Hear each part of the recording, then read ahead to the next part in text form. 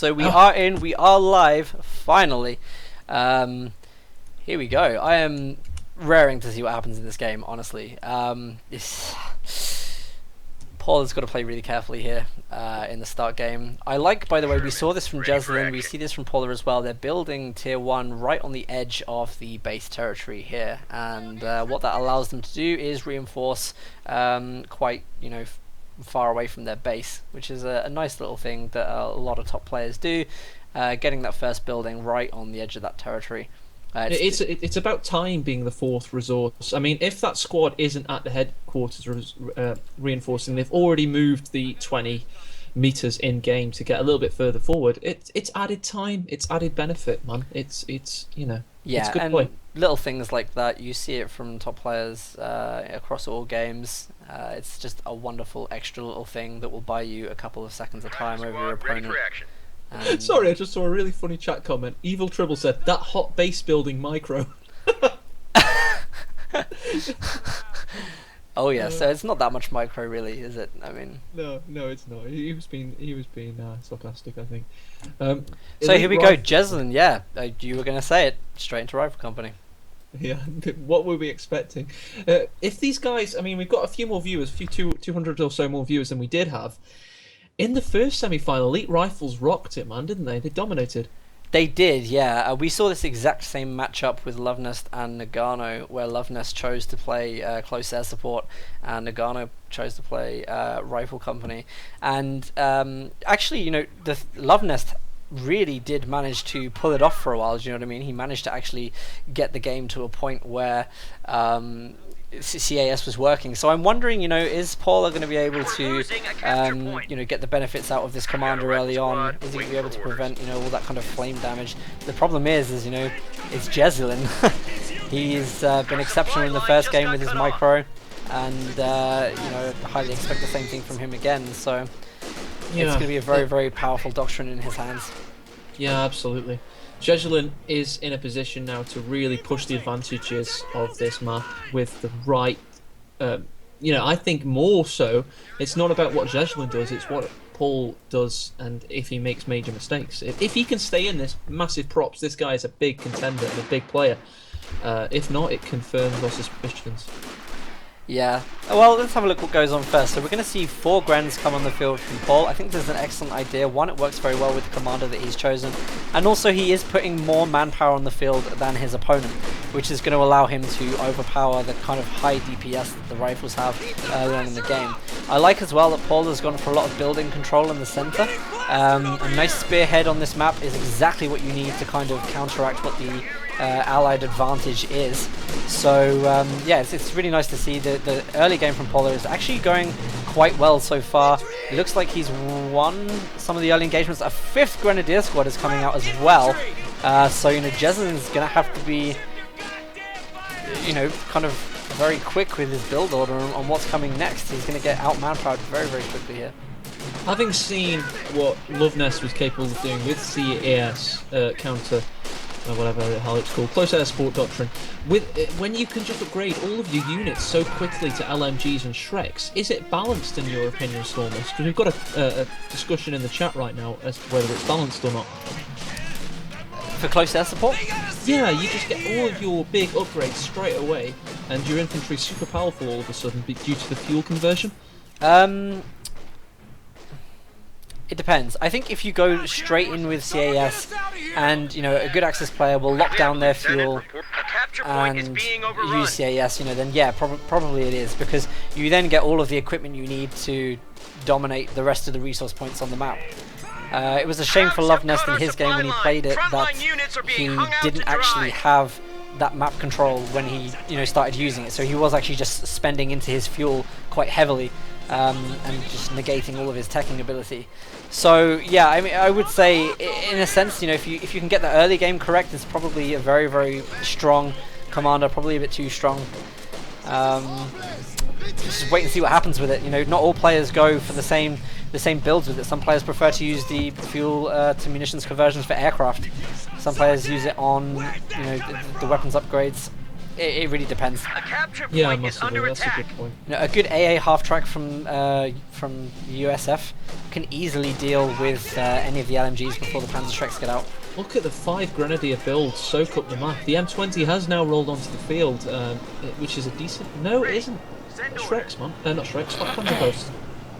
Yeah, I mean, there's no sniper threat, so maybe Jesulin is predicting that Paula's going to go for the sniper with 5 grand build. It is a popular thing to do, and it obviously gives a lot of security for the sniper.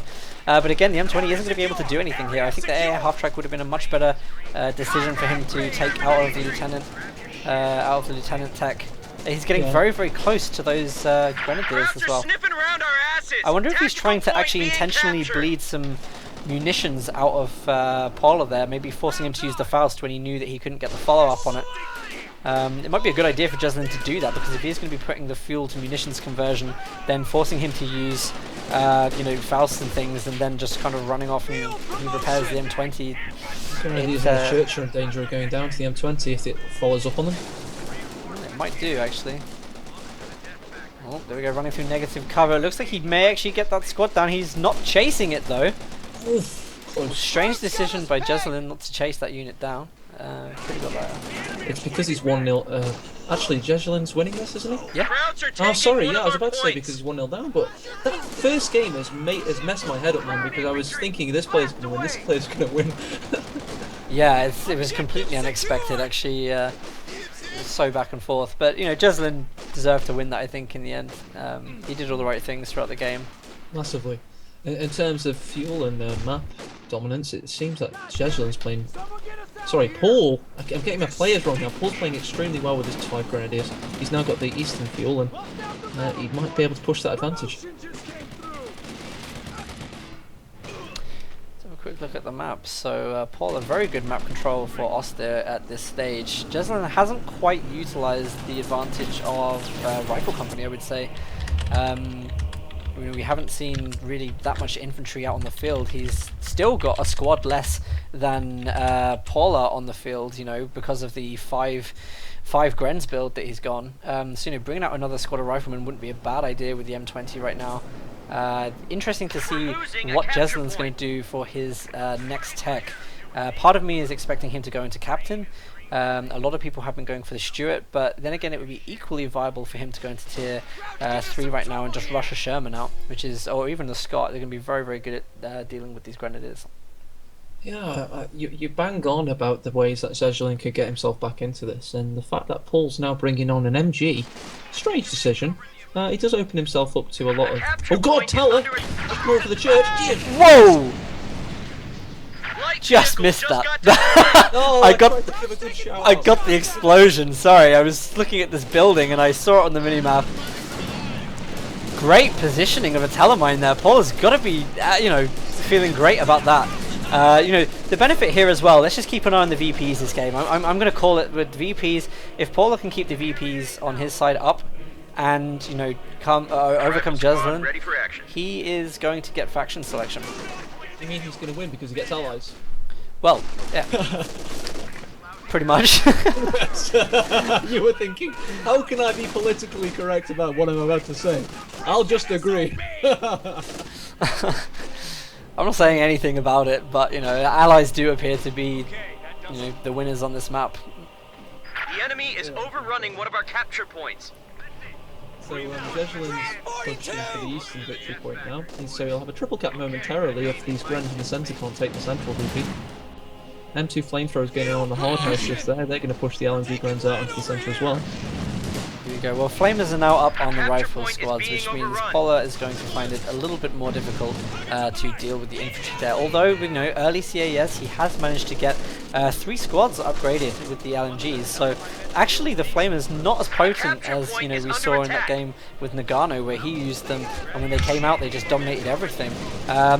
Paula's actually met the Flamers in good time, and it looks like, you know, Jesulin's decision to rush into that is not paid off for him so far. Yeah, massively. We've got a question from, I believe it's either Existent or Creator. What would be a good choice against Gren spam for the American player? What would be your go-to in play? 100% I would have said that the M20 was a bad idea in this match for Jesulin. He should have gone for the AA half track. When you've got a heavy Gren build, you're going to be manpower, you're going to have a manpower drain on you as the Yoster. It's going to delay things like an AT gun coming out in the field, and if they do pull an AT gun out, you've got a lot of maneuverability with the AA half track at range, where you can deal a lot of manpower damage quickly. The window of opportunity there is really good, so I think if he'd have used that unit, he'd been less inclined to have hit things like mines, because he'd be using it on range with infantry pushes. He would have had long range damage. I feel like that would have been a better unit for him, rather than an M20 or Stuart, which we haven't seen. S-Mine going up on the eastern victory point. Oh, look at that! Pioneers from Paula just got wiped out by the lieutenant on that side. Looks like Jesulin managed to get a couple of lucky breaks there off of Paula, but look at this! Instantly, the anti-infantry strafe is in. And that's disgusting. I mean, that's forced a full retreat if you look in the top left of your screen. Yeah. As I said, sorry, there was just before that wipe of one Pioneer, the other Pioneer laid an S-mine on the eastern VP to keep an eye on. And all 3 victory points in favour of Paul, so we've got a very even match. The Axis have weathered the storm in the early game on Arnhem checkpoint, which means they can now push an advantage if they get, all their LNGs on the go and everything. It's going to be interesting. It's a very, very good decision by Paula to go instantly into CAS. I mean, he probably may have experienced players using Rifle Company repeatedly in the tournament so far. He's probably spotted it over the last couple of days. So he's got to be expecting that a player like Jesulin has done that, and to just quickly get those LMGs up and allow him to deal with the flamers so efficiently. Massively, Absolutely. He has made the best decision that he possibly could have in this game, and it's paid off for him right from the get-go. And I want to make a point about something I've seen in chat. I mean, if you are using close air support, it does take skill. It isn't pay to win, because you have to click on the tab, you have to click the button, then click on the map. You have to click in exactly the right place for the plane to come down. It's a lot of skill involved, man. I believe Quinn Duffy calls it a skill shot when you do that. Yeah, I mean, the anti-infantry doesn't actually really kill infantry as well, so it's just used as a, it is costly for the the price of a retreat, basically. And it's if you're using it on a player where Jesulin had all of his units bunched up together there, and he got the best kind of retreat possible. Did I just see a squad go down on the right hand side to the S mines? In fact, the Pioneers just coming into that VP, what they did is they baited him, and Jesulin fell for it. He followed and he died. Yeah, I mean, that's unfortunate because Jesulin already hit some of those mines and retreated a squad earlier, so he must have just made a misclick there by doing that. It's not looking good for Jesulin right now, I have to say, but we've seen some great comebacks previously from Jesulin. I'm really, really interested to see what his teching is going to be. What is he on at the moment? Has he gone for the captain at all? He has. Is there a Pakawi coming out? No, he's gone for the Stuart. Yep, the Stuart's coming out. Obviously, he will have easy 8s in the late game. Close air support, as we said in the earlier game, so it's giving us another opportunity to talk about the fact that Tier 4 Panther's quite popular. Will he save the prerequisite munitions there? Sorry, fuel. This is just Paula's, really playing a completely different game this time around. Right from the start, he's been really on top at this time. I haven't seen any massive mistakes from other than losing the Pioneer squad early on. But that does happen from time to time. He's well ahead of Jesulin in terms of what he has on the field right now. The fuel isn't actually, that bad for him either. He's still actually getting a decent fuel income with the 2 fuel points that he has on the, off of Jesulin. Absolutely. So he's not crippled at all by his decision to go into CAS with the early conversion. Jesulin's minesweepers are currently clearing up a S-mine on the cutoff, which is very good. So he's learnt from his mistakes there. Here we go. What's the Stuart trying to do here? It's going to get Fausted, surely. More than once you'd expect. Well, that grenadier is quite low though. I'd imagine the turret would focus that one. Really interesting. Jesulin knew he could kind of roll in there and force the retreat off. It's a good decision from him to do that. He's going to be it was that rifleman with the flamethrower in the house that allowed him to do that, really. If it wasn't for that rifleman, that Stuart could have been in a spot of bother. Yeah, really nice getting out of the engine, doing the engine critical repair there. Very, very quick repair time when using that ability. So he's able to actually take the Faust, get out of the vehicle, repair it so quick, and get back in it. Look at that! The Stuart took three men out of that 4-man squad there. And Paul is desperately trying to get them retreating safely back to base. Oh, nice retreat using the house to continue. Although the retreat goes in the lines of the flamethrower, though. Classic pattern. Not quite safe. We're losing a capture point. That's 6 grenadiers in total. Dear God, all with LMGs. Yeah, I mean, it's a complete counter to anything that Jesulin puts on the field right now in terms of infantry. So, absolutely amazing infantry decision to go for by Paula. The thing now is that can he save that fuel? You know, can he stop converting the fuel into munitions, and can he start getting the tech out on the field to match it for the Easy 8? Because if he can do that now, and he is in a position to do that, you know, then he actually stands a good chance of being on an even playing field against this commander. And this is an interesting balance. Sorry, it's an interesting counter, a meta counter. I mean, if it was against a different American commander, perhaps with the Bulldozer Sherman, or anything else for that matter, it wouldn't work, but it does work against elite rifles.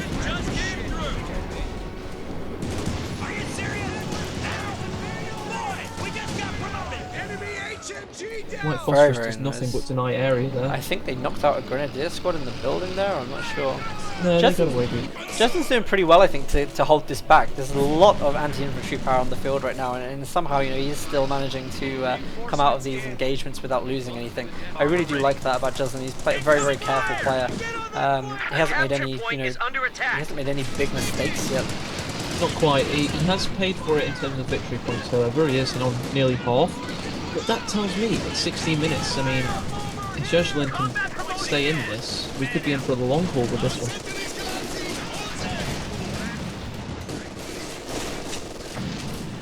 Now then, we've got are you kidding me? We've got a Panzer Grenadier coming out. That's interesting. So we have 7 mainline infantry, 2 pioneers as well, both with flamethrowers. No Tactical point being captured. Well, I'm guessing all the anti-tank is going to come out in these Grenadiers, isn't it really? There's going to be Panzer Strikes going up, no doubt about that. He already has the anti-infantry power in the field with the LMGs, so there's no reason for him to bring out a high DPS unit, you know, close range like that. Lieutenant's going down in the west.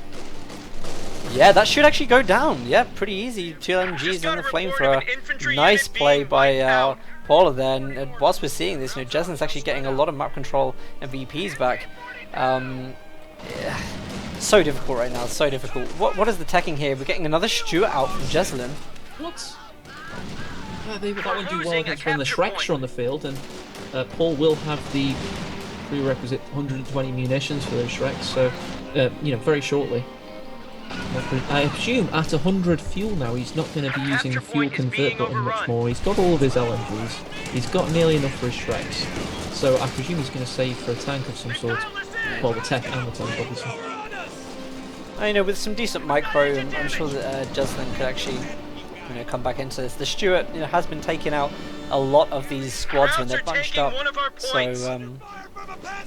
the Stuart could be going down here. No, he gets the critical repair off very, very quickly. It allows him to drive out of that completely unharmed. It's just very good play. If he can micro the Stuarts the way he has been over Paula, I guess maybe he does actually stand a chance of getting back in this. What he does need to be careful of is telemines. We've already seen telemines come out from Paula, and there is a real risk if Jesulin's going to be deep capping like this with the Stuarts that it happens again. Absolutely. Look at this on the right. blob in the northeast there. That is brutal. He's got to lose that squad. I mean, Jesulin's got to be thinking he's calling the Phosphorus Barrage just to save this squad. This is quite a heavy spend just to save a squad. Doesn't look like maybe he's going to try and engage them after this. I don't know. I don't know what he's planning, but it's ballsy. Surely he should be retreating. No, he can't retreat through the vineyard because of that massive like cliff face or whatever it is.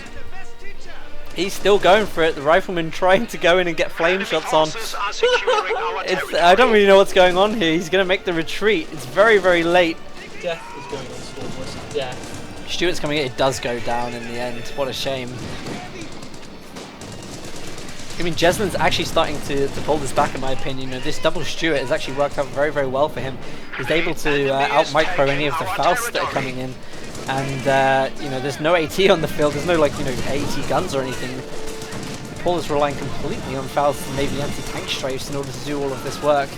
And Jesulin's ability to get out of the tank and repair those engine criticals, just, you know, this is actually working really, really well for him. I'm very, very impressed by this build. Dude, it's Panda Strike just north of the most northern stronghouse, but neither player can see it because the house occludes. No, he got it! Grab from Jesulin, he gets the Panda Strike.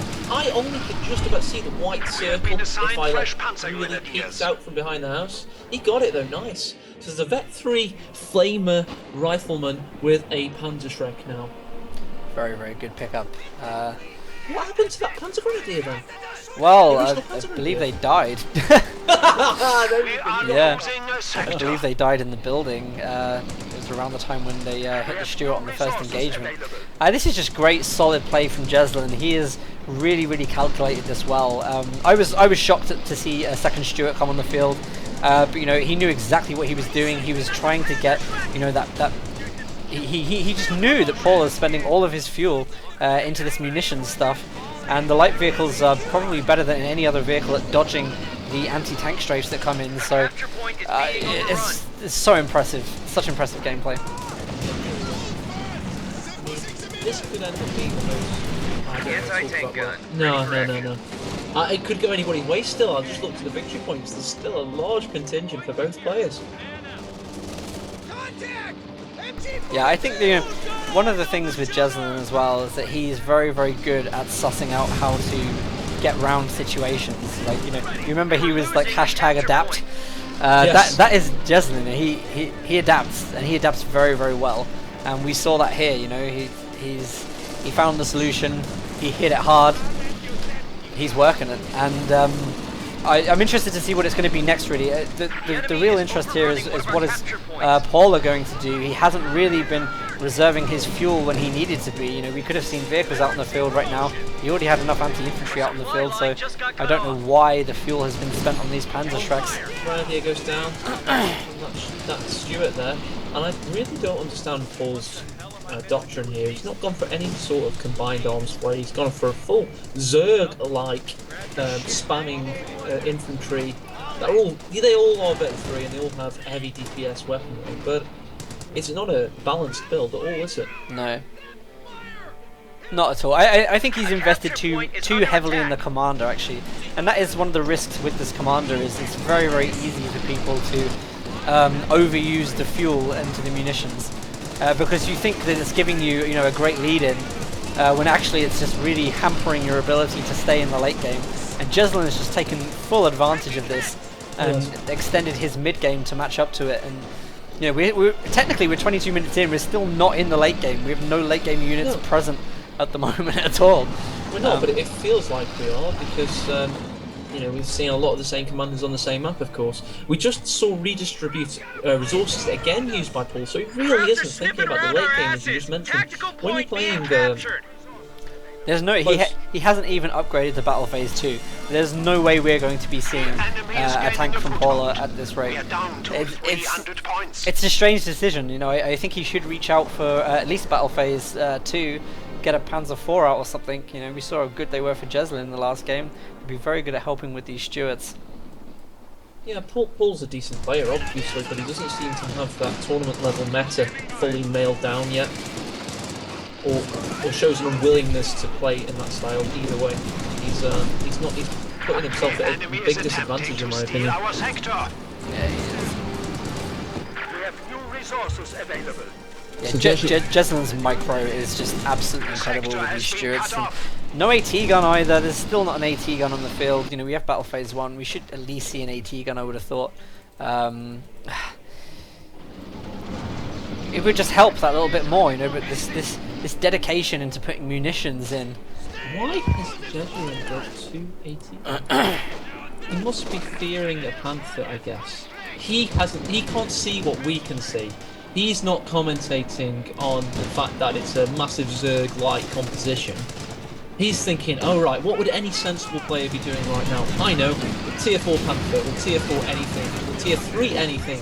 So he's playing sensibly. The fact that he has 2 absolutely redundant units isn't his fault. Yeah. He's just, you know. Well, I mean, we're starting to see a lot of blobbing coming from Paula now. It looks like he's getting frustrated.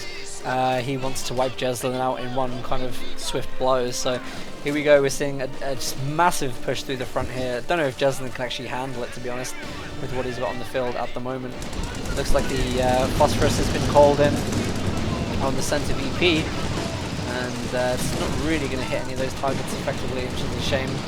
Yeah, and he's got a pack howitzer coming up. I mean, I know pack howitzers are okay. They're certainly not overpowered anymore. But nice Stuka bomb. Really nice Stuka bomb.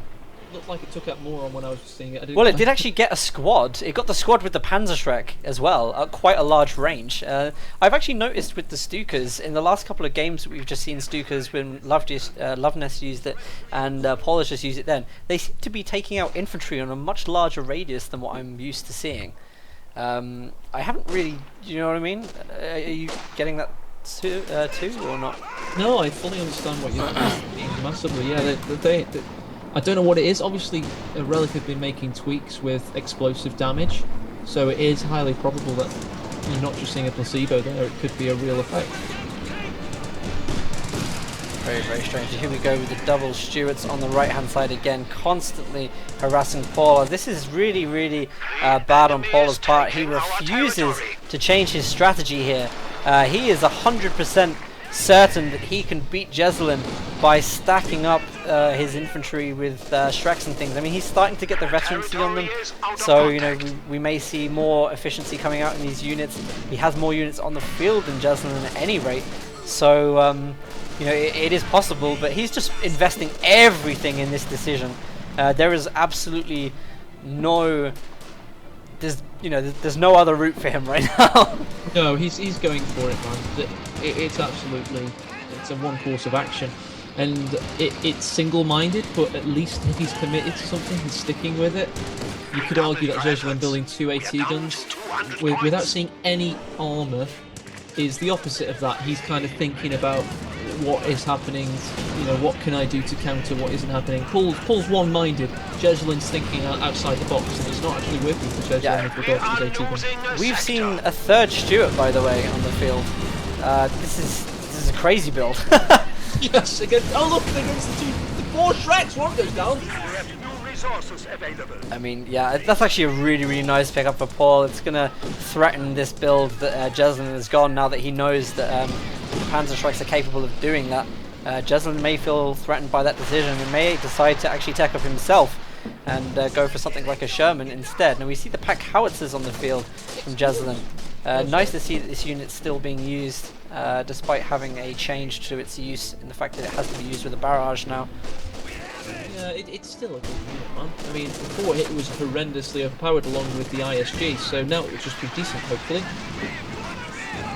It's still got a lot of suppression on it, which is good. You know, if used correctly, you can still get a lot of good effect out of it. Enemy forces are securing our territory.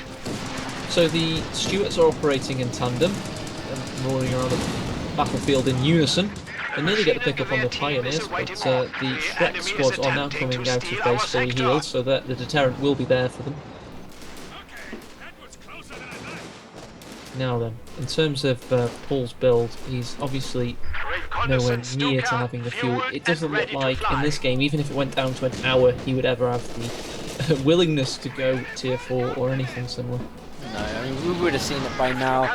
Every time that fuel counter hits 50, Paul is converting it into ammunition. He's not even using it anymore as well, which is the strange thing. He's actually stockpiling munitions for no good reason. He has nothing to spend it on other than the aeroplanes.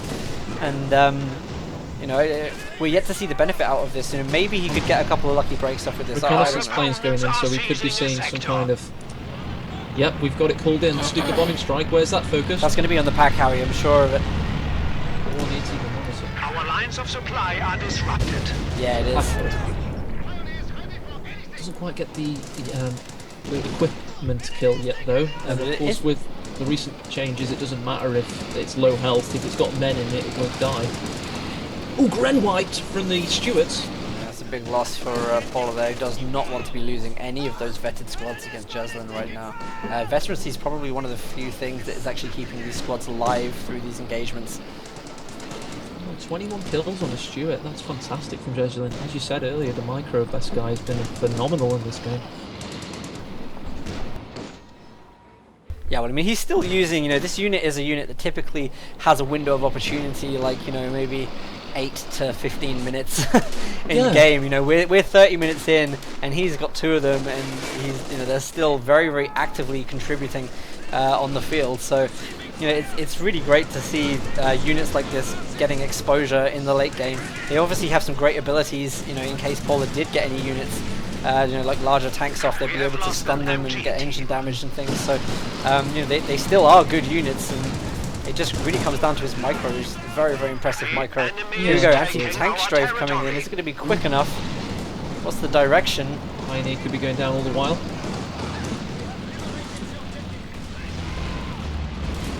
We are losing Oh my god, it escaped like the guy out of Platoon there. I mean, there is a lot going on right now. VPs are constantly switching hands. They still remain fairly even for this time in the game. Have we got any tech from Jesulin yet? Has he gone up to? Has he gone up to the? No, he's building major? another Stuart. So I mean, this is why not go for the easy 8 now?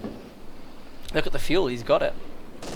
Because to put it in a blunt way, these guys are spamming one thing at each other and the other guy's trying to spam the counter. That's what the game has devolved into. It's still a fantastic game, don't get me wrong, and they're playing very well, but it's a non-meta build in its entirety. So I mean, what's the advantage of having more of these Stuarts over the Easy 8, for instance? So, like in my head, I would love to have an Easy 8 with these Stuarts right now. It would just really, really tie things up a bit. Correct me if I'm wrong, doesn't he have to attack Major to get the Easy 8? Yes, yeah. Germans are making a push. I mean, he's got the fuel for it. Yeah, he's got the fuel to do both, but perhaps he knows he's up against so much elite infantry that if he spends time teching just for one moment instead of bringing more medium armor onto the field, he might lose his advantage. That could be his thinking. Nice anti-infantry strafe there. Paula is really putting the pressure on Jesulin right now. There's a massive frontal assault right through the center, a spearhead into Jesulin's base, and the Stuarts are split up now. They're now going left and right to try and protect the VPs.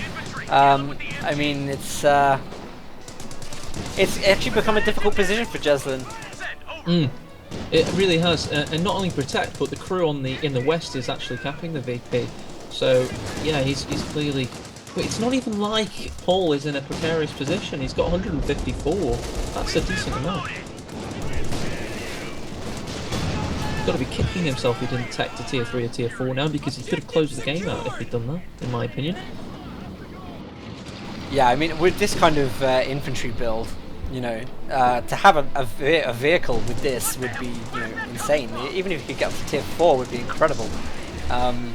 One of the flaws that he has got at the moment is that his anti-tank isn't mobile enough. He needs both Panzer Grenadiers. He needs those 4 Shreks to hit the Stuart in order to remove it from the game. So Jesulin is still taking advantage of that, knowing that he can't actually bring out enough mobile AT onto the field. An AT gun is actually coming in from Paula now, so it is nice to see that he is kind of moving away from the infantry only. Oh, he's cancelled it! What the hell? I was so pleased then that he was, reconsidering his strategy. I'm not sorry, dude. You were in a flow, but the Vet 3 Gren in the west did get wiped by the 2 Stuarts whilst trying to cap. I did see it. Yeah, I'm shocked. The AT gun was building. We could have seen the AT gun with the infantry locking down the middle. Putting a lot of pressure on the Stuarts. The benefit of the Stuarts right now is that they don't have any AT on the field. They're just running rings around all the infantry here. To have an AT gun on the field would put a real damper on Jesulin's spirits with these with the Stuart micro. I think that's a mistake. I think that's a mistake there. Well, it's almost as though he's locked himself into this one method of playing in this, and he's just sticking to it. I will only build infantry. Saying that, we do see obviously an MG42 on the field now. that seems odd in itself, because his problem isn't infantry control, it's medium armor control. So why has he got an MG42? Yeah, I mean, it may be a rush decision there for him to do that. He's being bounced left and right by Jesulin constantly. Jesulin has a very, very good take on the VPs right now. He's using the Stuarts to bait the Panzer Grenadiers left to right, and in the meantime, he's getting these infantry units to target the Panzer Grenadiers as they're moving around. It's really, really good. They haven't had time to fire or anything. It's just been great play from Jesulin. all around here. Forces Really have enjoying this 100 game points still. remaining. It's amazing. Yeah. What do you? Who do you think is going to win it right now? I'm going to ask you. I bet my car on Jesulin. I must be honest, his micro with the Stewarts has been impeccable. And Paul, I don't know if he's had a bet from somebody. Oh yeah, Paul, try and beat Jesulin only using infantry. But it just seems odd to me. It is strange. Yeah, Paul has played incredibly well with the infantry. You know, so many of them are on triple vet. I would really love to see some Telemines go down here. You know, we have the munitions for Telemines. We've got 2 Pioneer squads on the field. So Telemines would have really stopped Jesulin from using those Stewarts as effectively as he has done. Very, very confused as to why that decision hasn't been made. Interesting engagement in the west there for the victory points. It's coming down to the wire here. The bunker was tried to be built by Paul, repeating Love Nest trick in the first semi-final. Interesting engagements all around. Is Paula going to lose another squad of Grenadiers here on the retreat on the left-hand side? It looks like he may do. They have to go down. In the center, pushed off again. A Stuka bombing strike is coming in on this side now. He did get the squad of Grenadiers on that side. Just pyrotechnics only there, and Jesulin. Although Paul just has it, when you look in the top right of the screen, you can see that Paul has got a massive amount of infantry still, but it just doesn't feel like he's got the punching power to do any serious damage somehow. It's a strange game. Jesulin's starting to pull this back now, and he deserves it. He's microed the hell out of these Stewarts and found so much benefit out of them. And what a great way to counter this doctrine as well. You know, light vehicles, it's kind of removed Paula's ability. There we go, the Stewart finally hits a Telemine on the left and gets instantly removed from the game. That is just what we wanted to see. Nice to see that Paula is picking up on that and starting to do that. Jesulin goes straight into another Stewart though.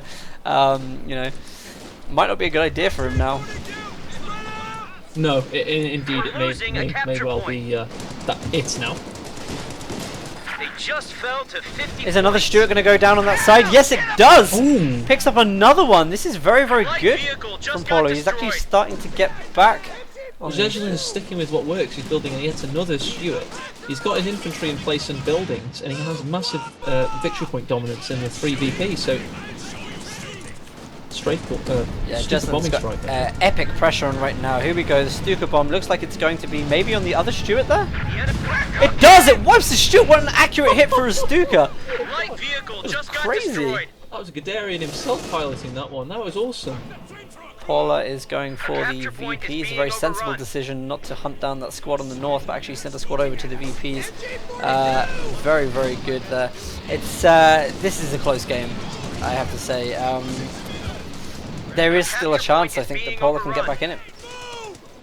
Yeah, there is a serious chance. With 10 VPs, however, that chance is automatically disallowed because I just can't see him getting close to victory points, honestly. No, I mean, he managed to even the playing field. It might just be a situation of a little too late. If he does drop this game right now, Jesulin will be into the finals. And he will be playing Nagano. I did mean Goering. To everybody in the chat shouting at me for saying Guderian in the Stuka, I meant Goering. I'm sorry for not knowing my Nazi commanders well enough that when I'm half drunk casting, I get them wrong. I'm sorry, guys. In the centre, bloody hell. And is that game? It's game! Yep, that's it. It's over.